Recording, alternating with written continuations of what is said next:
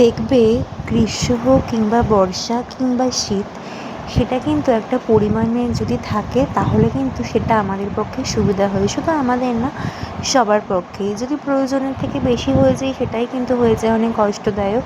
এই যেরকম গরম, এত গরম বলো তো, আমরা তো ঘরে আছি, তাই না? বা যারা অফিসে কাজ করে, এসি থাকলে তো কোনো কথাই নেই, কিন্তু যারা বলো তো রাস্তাঘাটে কাজ করে, হ্যাঁ, কত মানে রাস্তায় মানে তাদের থাকতে হয়, কত অসুবিধা বলো, কত কষ্ট। এই রোদ যেখানে আমরা ঘরেই এত হাঁসফাঁস করি, তো যা মানে মানুষদের কত কষ্ট। প্লাস রাস্তায় দেখি কুকুরগুলো হাঁপাতে থাকে জিভ বার করে, বিড়ালগুলো মানে অনেক সময় জিভ বার করে হাঁপায়, ওদের কত কষ্ট বলো তো। ওদের তো অনেক বেশি আরও শরীরে গরম, কারণ লোম থাকে।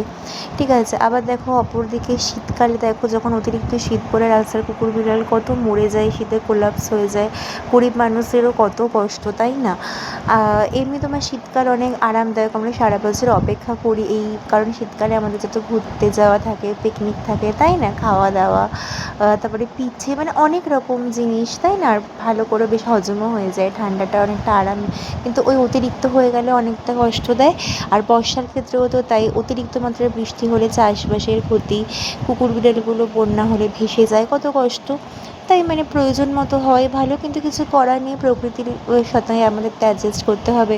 প্রকৃতি তো আর মানে আমাদের সঙ্গে অ্যাডজাস্ট করবে না, আর সে করবেই বা কেন? আমরা তো তার উপর কম অত্যাচার করি না বলো, আমাদের কমফোর্টের জন্য। যাই হোক, বিকেলবেলায় দেখো এই ছাদটা একটু তোমাদেরকে ঘুরে দেখালাম, কত সুন্দর বেলফুল, বেলফুলের গন্ধটা নাকে আছে, এত ভালো লাগছে।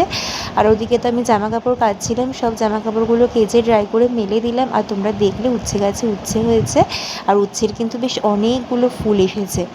আর লঙ্কা গাছেও কিন্তু লঙ্কা ধরেছে, আর অনেকগুলো ফুল মানে হয়েছে, আশা করি সেইগুলো থেকে কিন্তু লঙ্কা হবে।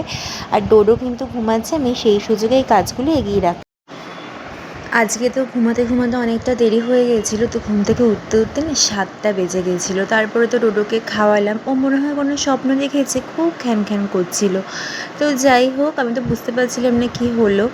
তারপরে ওকে খাইয়ে দাইয়ে মায়ের কাছে দিয়ে এসেছি। আর ওদিকে দেখো, আমি একটু ঘরের গোছানোর কাজগুলো করছিলাম, আর আমার যেই এই মানি প্ল্যান্টটা এই ভাসটাতে বসিয়েছিলাম, জলটা তো একদিন পর পর চেঞ্জ করে এই জায়গাটা আবার সুন্দর করে সাজিয়ে রাখলাম।